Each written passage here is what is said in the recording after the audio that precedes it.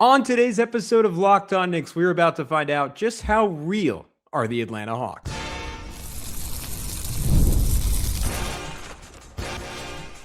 You are Locked On Knicks, your daily New York Knicks podcast, part of the Locked On Podcast Network. Your team every day. You are locked on to the New York Knicks. My name is Gavin Schall, and on today's show, we are joined by Brad Rowland, the host of the Locked On Hawks podcast, to break down this series. In this part one, it is my turn to ask him questions. In part two, we're going to circle back, and he is going to ask us some questions about the New York Knicks. What I was most curious about, just how real has the Atlanta Hawks stretch of dominance been, where they've arguably been the best team in basketball over the last month and a half or so.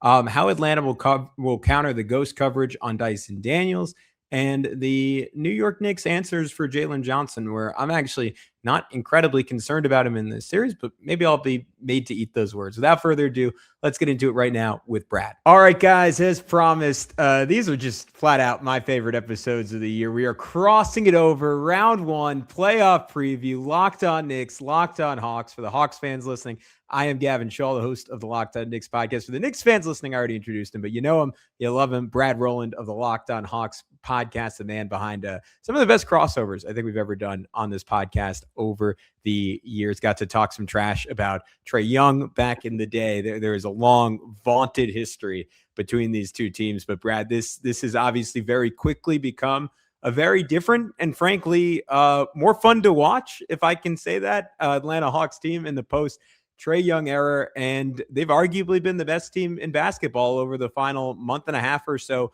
of the regular season, not counting that final game. The Hawks post February 22nd, 19-4, first in the NBA with a plus 15.1 net rating on cleaning the glass, which filters out garbage time. Second in defense, fourth in offense. Two questions for you. What's clicked down that stretch, and how real is it? Yeah, it's interesting because it's become almost a caricature, right? The Hawks had a really favorable schedule for about 4 weeks after the All-Star break. And that contributes to some of this. What it doesn't do is explain all of it, if that makes sense. Like, totally. I don't think if the Hawks had played a gauntlet, they wouldn't have gone 19-4. They would have won. They're playing really well, but they wouldn't have probably been as good as those numbers indicate. So it's real, but not 100%. Like, they're not a plus 15 net rating team all of a sudden. That's like uber elite Thunder or better territory. I'm not going to say the Hawks are quite that, but what's clicked is that they've really, part of this has been, they've been pretty healthy, which is always helpful, especially down the stretch of the season when teams are not healthy. To be pretty healthy, the Hawks only have one injury, and it's actually a real one going into the series with Jock Landale, their backup center, but all of their top 6-7 guys have been healthy this entire run, which is very helpful. And I think that the way they play is difficult for opponents to match. They play a kind of I'm going to use the word random, and that's not going to seem like it's positive, but that's actually a term that Quinn Snyder, their head coach, uses all the time. They want to play random. They want to be difficult to prepare for. They are very versatile. Like, they interchange a lot. They're athletic. They play with physicality, and they don't make it easy on their opponents, basically. That might seem broad, but it's intentionally so. They've been really a two-way impressive team over the last 6, 7, 8 weeks of the season. And it's really been kind of a breath of fresh air after what was a pretty frustrating season till that point. So it's been nice to have them go on this winning run. You talked about Oklahoma City Thunder territory. That is the one team that has been better than them defensively over that stretch, and only by a single point. What has made Atlanta so elite on that end of the floor? I think, what was really raised their floor on defense in that run is that they've been suddenly very good on the defensive glass, which is not a staple of this team. And honestly, it's a matchup that I'm a little bit worried about in this series with Mitchell Robinson on the other side. But they've been way better there than they had been previously. So that's probably the floor raising part. Just ending possessions is not a small thing. But I think as far as personnel wise, they don't have a ton of weaknesses on defense. I think CJ McCollum is a guy who can get picked on a little bit. He's their kind of target if you want to pick one. But by target standards, he's still like a stocky, sturdy 6'3" guy who knows how to play. Like, he's versatile. He's physical. He'll stick his nose in there. And if he's your worst defender, you're not in bad shape. And the Hawks have a couple of guys who are really, really good defenders. Dyson Daniels is an elite defender. Alexander Walker is right up there as well. And to have those guys on the court a lot together, like most teams can't match that. Maybe the Thunder can, but they're probably the only team in the league that have two guards like that at the same time that play a lot of minutes together defensively. So they are the kind of the head of the snake on defense. But the Hawks' versatility, like be able to play different coverages and create havoc, it's not one thing. Most teams, it's like, hey, this is our one thing on defense that we're awesome at. If you want to pick one for the Hawks, it's probably turnover creation, but they're not. It's not a one-dimensional team. They kind of pride themselves on being pretty balanced, and that crosses over to their defense as well. Yeah, that makes a lot of sense, and it certainly jives with everything I've seen on film. I guess to the point of the versatility of their coverages, and maybe that versatility does end up being the defining answer to this question, and it's not one or the other, and it's a little bit of both. But to me, the single biggest question coming into this series is if Atlanta will come out in traditional coverage or not. We saw the Hawks decide to do that in that early April game about 8 days ago now between the two teams. And it allowed the Jalen Brunson, Karl-Anthony Towns two-man game to really thrive. And even though Jalen had a terrible game individually from an efficiency perspective, like that was the start of a run to end the season where those two clicked in a way they haven't really consistently since their first 30 games together or so. I'm curious if you think if Quinn Snyder will come out like that, or if he will mix it up and put Jalen Johnson on Cat and try to hide Onyeka Okongwu on Josh Hart, which I'm sure is a conversation we will go even more in depth on in part two, but is largely the reason why the Knicks starting lineup has sucked this year, and in particular has really sucked against elite opponents because of Josh's and the Knicks as a whole, frankly, their inability to punish ghost coverage. I think there are reasons to believe Atlanta, despite their defensive talent and versatility, might be more limited than some other teams in their ability to execute that coverage. And I think it's really fascinating if that was kind of a bluff from Quinn Snyder and like, hey, we don't really want to show this on film against a team we'll potentially play in the first round, or just his sincere belief that, like similar to Rick Carlisle in Indiana, that's the best way for his team to guard the Knicks. I think it could be a little bit of both. The Hawks had this, without doing a whole Hawks riff, the last week of the season, the Hawks had to play 3 straight games against teams that they probably could have seen in the playoffs. They played the Knicks, the Cavs, and the Cavs. Yeah. And I think they had every incentive to not be super aggressive with adjustments. They wanted to win the games. They played their guys a lot of minutes. They treated them like playoff level games as far as like rotations and deployment. But I think schematically, it's at least logical to me, and they would never admit this, but like that they probably didn't want to show all of what they have. With that said, I think that they're not, like you mentioned, their personnel. It's not really a team. Like I like Okongwu. I think Okongwu is a very valuable, versatile player. He's not a awesome rim protector that you would want at the back line, like just like eating people alive, right? His main attribute on defense is that his versatility, like being able to cover in space and switch when you need him to, all those things. I think that you'll probably see, I don't know about probably, I would not surprise me at all if you saw those guys kind of in that same traditional coverage to begin game one. I think at some point in the series, you're going to see Jalen Johnson on Cat and Okongwu near the rim. And it might be right away. It wouldn't surprise me at all if it was right away. Because I think the one thing the Hawks do need to figure out is keeping Okongwu somewhat near the rim. And it's not because of his own rim protection, but he's really the only rim protector they have, sorry, as a primary on the back end. And it's because it hasn't mattered that much recently. But they do put a lot of pressure on opponents. They do switch a lot. But the Knicks are going to want to get downhill. And I think it'll be even more magnified when you start talking about Mr. Robinson coming into the game, which isn't going to start the game. But I think the Hawks are going to want to find a way consistently, whether Robinson's on the floor or not, to have Okongwu near the rim. And the best way to do that might be to not have him guard Towns right away. So that's one of my huge questions in the series is like, where does Jalen Johnson go? Which is essentially a facsimile for this. Like, I think if you want him in the action, he's on Towns. If you want Jalen Johnson as the backline defender, you can do that. Have him play off Hart, and that will probably. I would guess we'll probably see. It's not a cop out. We'll probably see both along the way. Is probably the simple answer. Yeah, and obviously, like having Jalen on Cat like allows you to switch that coverage, and you would expect Jalen to do a much better job than Okongwu. Even though Okongwu, to your point, for a center is talented at that, holding up on space against Jalen Brunson. Like I'm really interested to see that. And if the Hawks do that a traditional coverage, to your point, whether Cat can still make hay, even if Okongwu's down there, like I think he should be able to, like as impressive as Jalen Johnson is, just as a physical specimen, like that should be advantage Cat on post ups. And then Josh Hart has to be willing to take and make open threes. It has been like the defining issue, I think, for that lineup for that Knicks, his unwillingness to do so.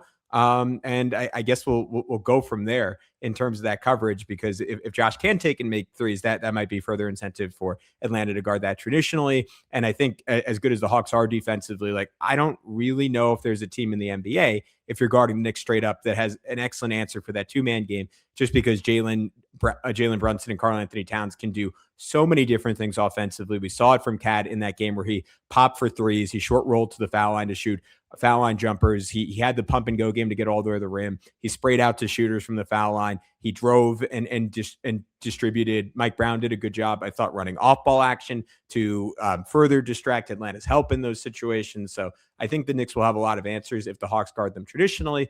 If they don't, I think that'll be a little bit more interesting to me in terms of how successful the Knicks are offensively, especially given that I'm not quite sure Jalen Brunson will be 100% physically coming into this series. My question on the other end of the floor is mainly about Dyson Daniels and the Knicks version of ghost coverage, where they're likely to put Karl-Anthony Towns on him. We saw some of the counters the Hawks will employ. I expect with a week, to your point, to game plan specifically for the Knicks, we will see even more. By and large, when teams have done that to Dyson Daniels this year, how successful has Atlanta been at countering that coverage? All right, guys, coming up next on Locked On Knicks, I'm going to talk about the interplay between leaving Dyson Daniels alone and the Knicks' ability to shut down Jalen Johnson. We'll get into that next right here on Locked On Knicks. But first, I want to tell you guys about our good friends over at Rocket Money. If you've ever opened your bank account and thought, where did all my money go? You're not alone. Keeping track of subscriptions, spending, and bills can get overwhelming fast. And that is where Rocket Money comes in, helping you take control of your finances all in one place. So how does Rocket Money actually work? It tracks all your subscriptions in one spot and can help cancel the ones you don't need with just a few taps. It automatically categorizes your spending so you can actually see where your money is going, and you can set budgets, get alerts, and stay on top of upcoming bills. Just makes everything feel that much more organized and gives you a clearer picture of your finances day to day. Rocket Money is a personal finance app that helps find and cancel unwanted subscriptions, monitors your spending, and helps lowers your bills so you can grow your savings. Let Rocket Money help you reach your financial goals faster. Join at rocketmoney.com/lockedon. That's rocketmoney.com/lockedon. And then we also want to tell you guys about our good friends over at Gametime. There's nothing like being in an NBA arena. The crowd, the energy, the moment. Getting tickets, though, that part hasn't always been so easy. That's why Gametime has become the go-to app for scoring tickets fast without the hassle. It puts the advantage back where it belongs, with the fans. I'll pull up the Gametime app, I'll pick an upcoming NBA game, and all my tickets locked in within minutes. I love seeing the all-in price up front. No surprise fees at checkout. Being able to see the view from the seat before buying makes the decision incredibly easy. And the zone deals stand out. You choose the section, Gametime picks the seats, and you save great last-minute options, too, with NBA tickets showing up at solid prices. Everything feels quick, intuitive, and stress-free from start to finish. Take the guesswork at buying NBA tickets with Gametime. Download the Gametime app, create an account, and use code LOCKEDON for $20 off your first purchase. That's code LOCKEDON for $20 off. Download the Gametime app today. And remember, it's gametime.co, not .com. And we also, real quick, wanted to tell you guys about the newest offering here at Locked On. If you want to get Locked On Knicks ad-free, you can do so now with the Everyday Air Club, plus members-only Discord access. Join at lockedonnicks.supercast.com. They've been, increasingly successful, I would say. It's the one advantage here is, back in the day when it was more rare to see a guy get left open. Like, for instance, when it always says the Tony Allen example back in the playoffs, Andrew Bogut, Tony Allen. Now it's much more in vogue, and that means the Hawks have seen this a lot. Mm-hmm. So it's not going to be a surprise to them when Mitchell Robinson is on Dyson Daniels at some point in the series. Like, that's going to happen, right? And Daniels, for all the questions, and rightly so, about his shooting, as they are real questions. He's been a little bit better down the stretch of the season, but that's a low bar to clear. He's very pragmatic. Like, I think he wishes he was shooting the ball the way he was last season. Don't get me wrong, when it was like a low to mid 30s normal 3-point shooting. But I think he knows what he can and can't do. I think he has adjusted really well and has the mindset that a lot of guards just wouldn't be able to take on. Where he's become like a fantastic screen setter. He's become a real roll man. He's become literally the best offensive rebounding guard in the NBA this season, like by the numbers. He's the Hawks' best offensive rebounder as a guard. Like, that doesn't happen on teams. Like, he's it's very Josh Hardy, honestly. Yeah, it's very Josh Hardy, except Dyson's even more of a guard than Josh Hart. Like, Josh Hart's like, no one would call Josh Hart a guard. Like, Dyson's technically starting at the 3, for the Hawks, but he's really a guard by trade. They just happen to be playing 3 guards. But I think he's done a really good job, and it will depend on how the Knicks handle it, because I think it's going to happen. You're going to have either Towns or Robinson on him. So maybe not all the time, but it's going to happen. What he's been really, really interesting at recently is kind of setting Draymond screens. There was a game against Cleveland last week. That was a high-profile game. Both teams playing hard, and he was in these partnerships, like Steph Curry, like partnerships with Nick Alexander Walker and CJ McCollum, where he's creating looks for them because he's not getting guarded. He's like, okay, I'll stand here and set 4 straight screens, and we'll figure one out, and we'll pop one for an open 3, and it worked over and over and over again. And the Cavs were like, okay, we're just going to let you do that. Okay, well then we'll find a way. And maybe that's one way to do it. There's another way where Dyson Daniels is very comfortable driving to the rim, like very comfortable. Good numbers there, like 57% on twos this season.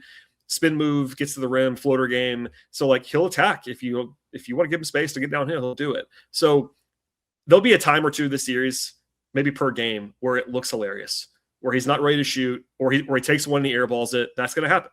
That's the Dyson. But one thing, he doesn't let it beat him, if that makes sense. Like some guys like shut down when they're not being guarded. He might have done that if this was the first time, but he's been seeing it for 40 games now, so he'll be prepared. And there's still questions about it, but the Hawks also have a center who can shoot at all times, which also makes life easier when you can have one non-shooter. It just happens to be a guard instead of a center.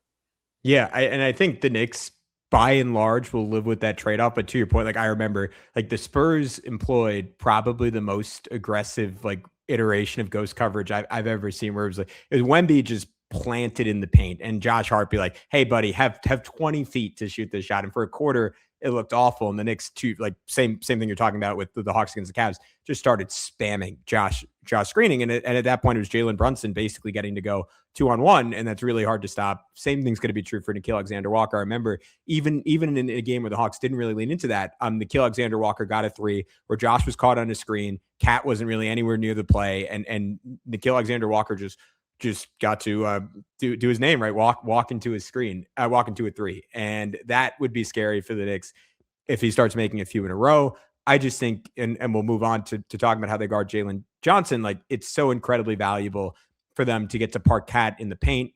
Same logic as Onyeka Okongwu, not because Cat is a great rim protector, just because he can do a little bit of that. He got a really nice block on Jalen Johnson, just going straight up and down. And I thought, frankly, had like one of his better defensive games of the year, in a season full of very solid defensive games for Cat against the Hawks. And my fear level, I know that's something we're going to talk about next episode, for Jalen Johnson is low. And I'm a little suspicious of that and wondering if I'm reading too much into one relatively poor game he had against the Knicks.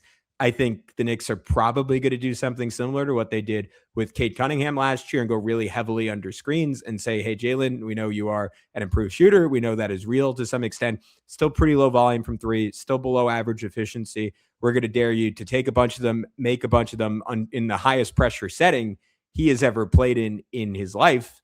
What do you think his counters to that will be, and his approach in the half court this year when teams really, really try to aggressively pack the paint against him? Yeah, it's been interesting. He said one of his lowest usage rates against any team against the Knicks. Yeah. It's still like 24%, which isn't like minuscule, but it's not where he's been for the season.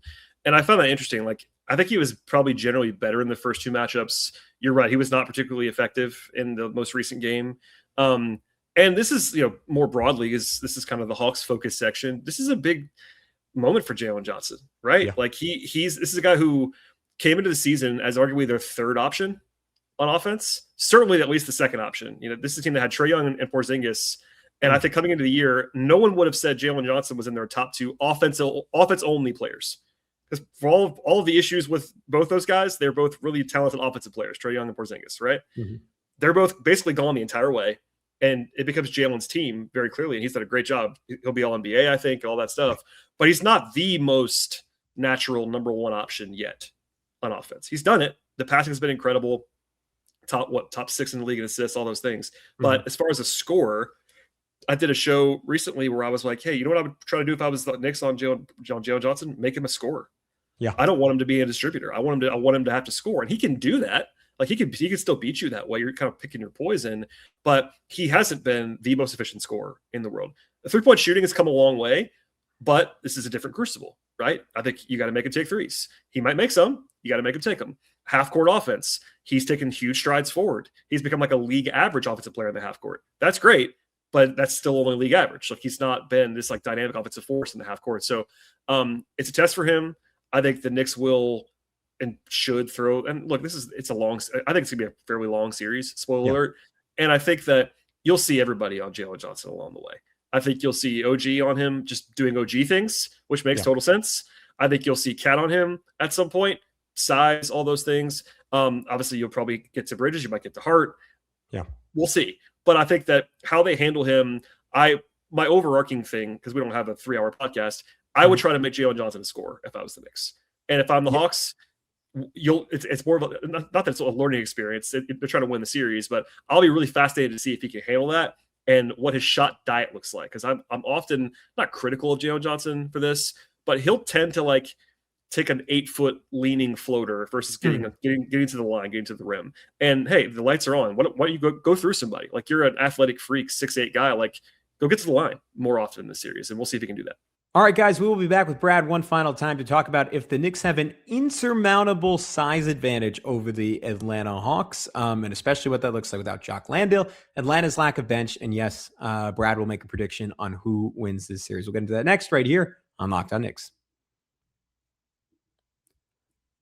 But first, we want to tell you guys about our good friends over at Indeed. Workplace chaos, deadline stacking up, inbox overflowing, and the one position you have to fill somehow still sitting open when the pressure's on and you need the right hire. This is a job for sponsored jobs. Indeed sponsored jobs helps you reach the people who actually fit what you're looking for: skills, experience, location. So you're not just hoping the right candidate stumbles across your post. And here's a stat that says it all. The minute I've been talking to you, companies like yours made 27 hires on Indeed, according to Indeed data worldwide. So if you're hiring, spend less time searching, more time interviewing candidates who check all your boxes with Indeed sponsored jobs. Spend less time searching, more time actually interviewing candidates who check all your boxes. Less stress, less time, more results. When you need the right person to cut through the chaos, this is a job for Indeed sponsored jobs. And listeners of this show will get a $75 sponsored job credit to help get your job the premium status it deserves at Indeed.com/podcast. Just go to Indeed.com/podcast right now and support our show by saying you heard about Indeed on this podcast.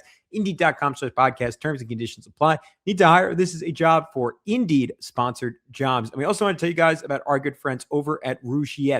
The NHL playoffs are here, where every shift matters, every moment is intense, and the pressure is at its highest. I am a New York Rangers fan, so I will not have a rooting interest in NHL postseason. But this is a sneaky thing about me. I borderline enjoy the NHL playoffs as much as the NBA playoffs. It is just like nothing gets your heart rate up like NHL playoff action. And just like performance matters on the ice, it matters off the ice too. That's where Rugiet comes in. Rugiet offers treatments designed to help you get ready and stay ready when it matters. Their top option, Rugiet Ready, combines clinically proven ingredients in a simple mint that dissolves under your tongue and works fast, often in about 15 minutes, and you can last up to 36 hours. And they also offer Go Long, designed to help with both performance and control. It's all about confidence and feeling like yourself again. Head to Rugiet.com/LockedOnNHL and get 15% off your ED treatment. That's RUGIET.com/LockedOnNHL for 15% off. Rugiet, performance medicine for men. Yeah, and I think the Knicks are just consistently, like, I think it will be Josh Hart to start off, especially if the Knicks employ that like non-traditional coverage on him. And you're going to see a lot of what you saw in the first game with Cat hang out around the rim. I think OG is generally one of the better like gap help and recover guys in the NBA, and especially with Okongwu, not because Okongwu is not a very real shooter at this point, which he's like one of the best stretch fives in the NBA, which is an incredible development for Atlanta. And to your point, I think is what makes this whole thing work.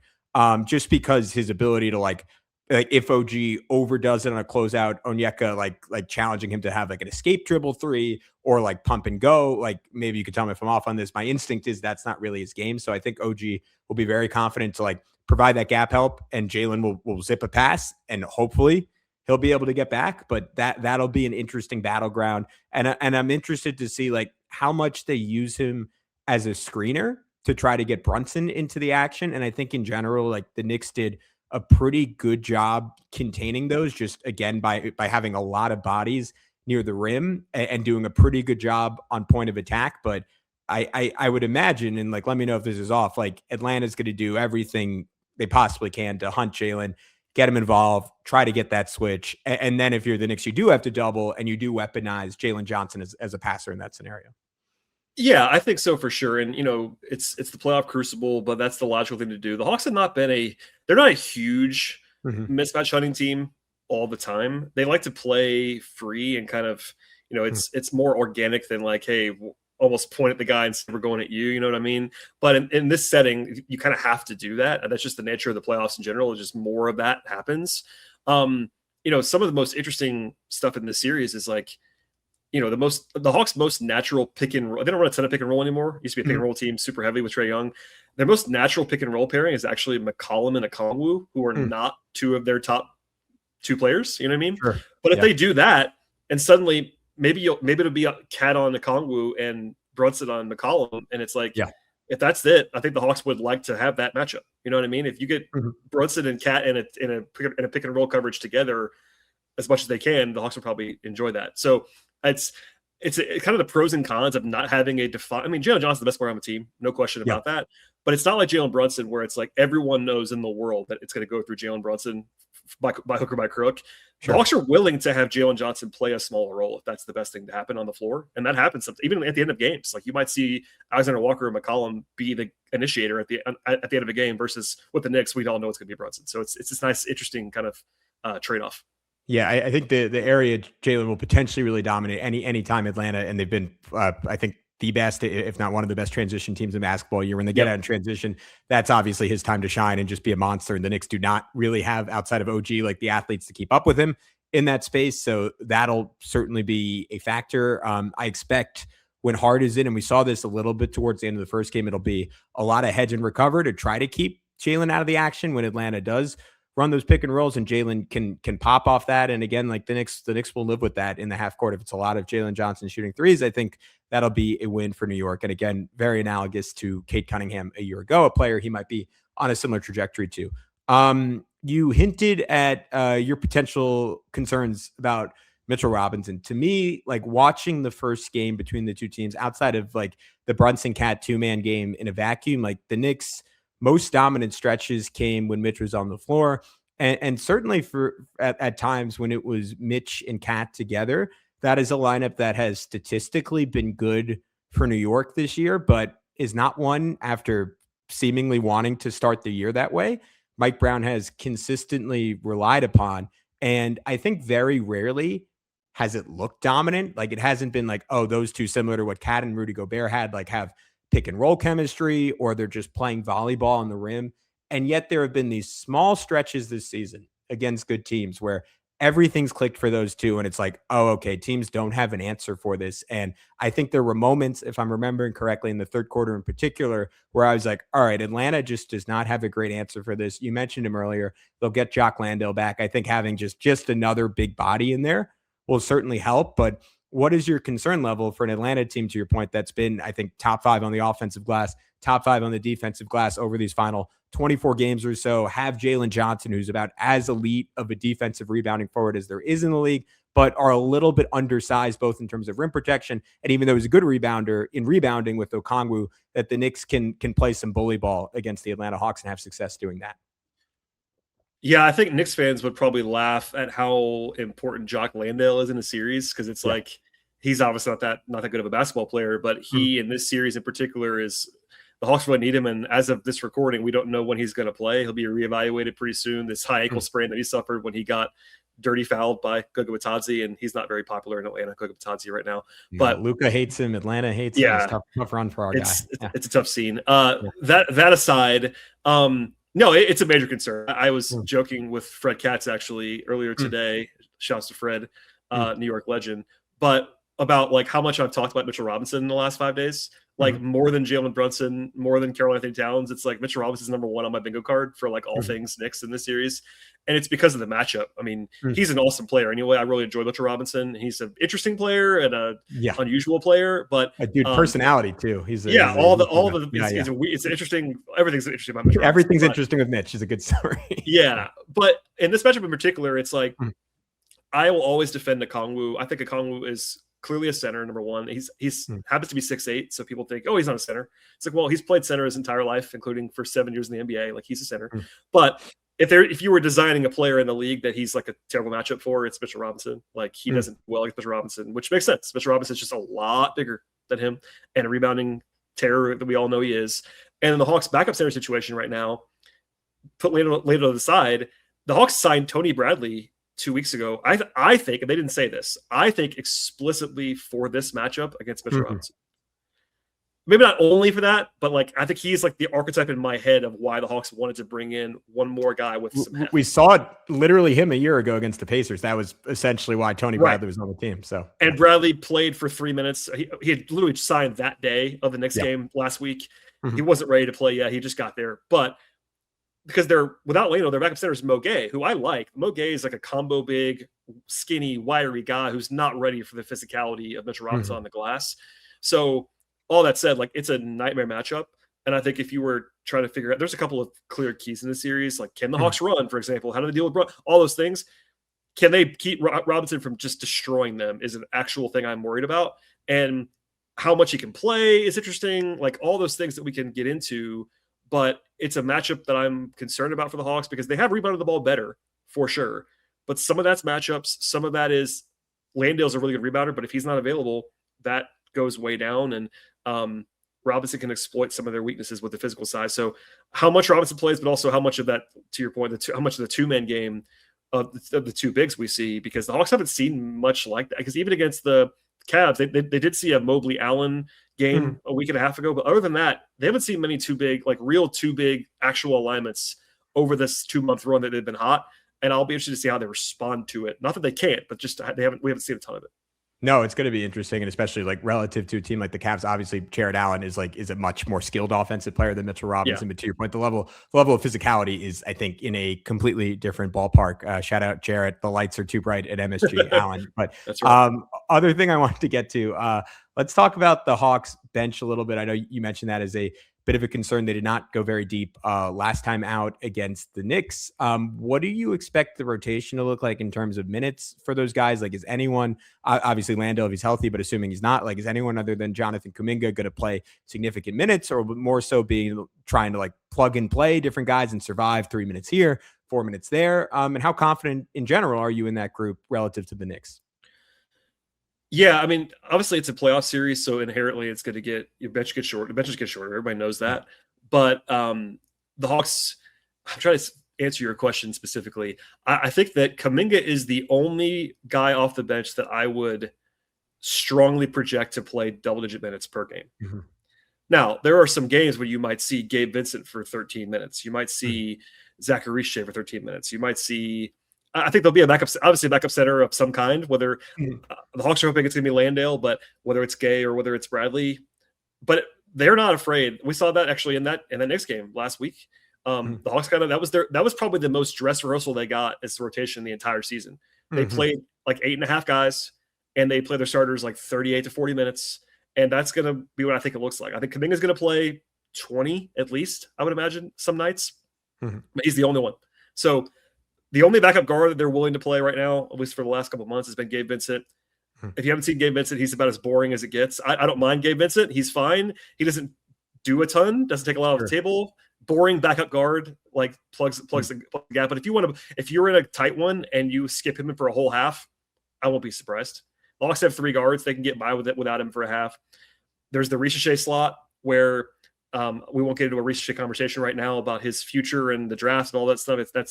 It's kind of silly, but what he is a guy who just turned 21, who's still pretty skinny, and who I like as a prospect, not in a number 1 overall pick way, but I like as a prospect. This is not a prospect situation. Like, this is a playoff series. And I don't think he's going to, I think he'll probably play in most games. He might get a DNP at some point. He got a DNP last week in a game they were trying.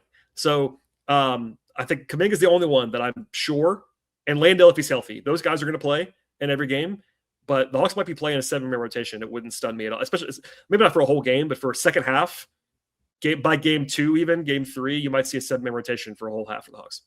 Yeah, I'm super interested to see what we get from Kuminga. I would expect like high highs, low lows. My partner in crime, XJ, pointed out yesterday that last season, he had I'm trying to think of the right player comp, but like a basically all NBA level foul drawing rate, and like just inherently that gives you an ability to carry a team for 5 minutes here, 5 minutes there, you could tell me if you disagree with this. I would expect, like, similar to that Knicks game, there'll be games where he's not that relevant, in games where maybe he swings a quarter or swings a game as a whole for the Hawks.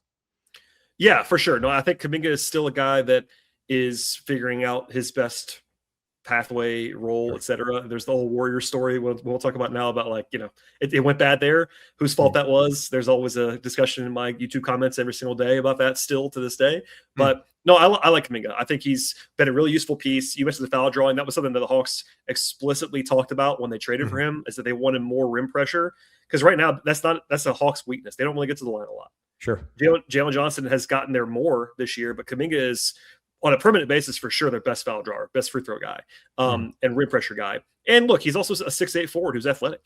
Like, sometimes in a playoff series, not being targeted physically matters, and you can put him out there, and he might make a mistake or two. He might do something wrong. He might be a little bit shot happy, but you can play him without having to worry about him being the target on defense, which is half the battle sometimes in the playoffs.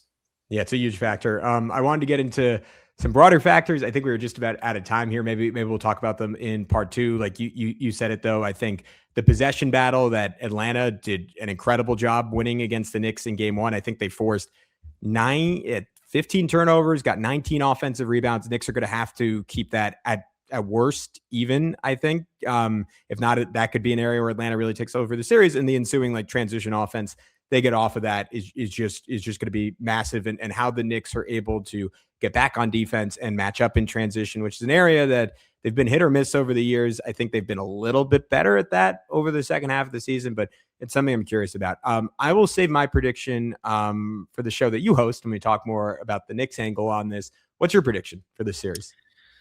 I've been wobbling back and forth between two things. I'm not going to pick the Hawks, because I feel like that's just a homer thing to do.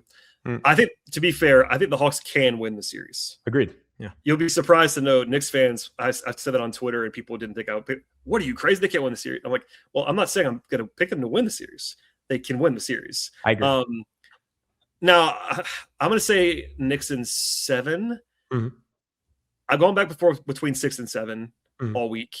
And not coincidentally, our friends at FanDuel, that's basically the FanDuel question. Like, the series prices right now is -1.5 games for the Knicks, which is basically between 6 and 7 for the Knicks, which is natural. I think it's going to be a long series. The one thing that would surprise me, maybe even more than a Hawks series win, would be like a sweep. I don't see that happening. I think it's going to be a pretty long series. But yeah, I'll say officially Knicks in 7. And I don't know who will be more mad at me about that pick, Knicks fans or Hawks fans. We'll see. I think that means you are just in the right spot, but we will have much more. Part 2 of our crossover. Brad's going to host. He's going to ask me some stuff about the Knicks, so stay tuned for that. But until then, this has been Locked On Knicks and Locked On Hawks. We'll talk to you soon. Maybe next time for both of us when these two teams lock horns. But until then, be good, and we'll talk to you soon on both these pods.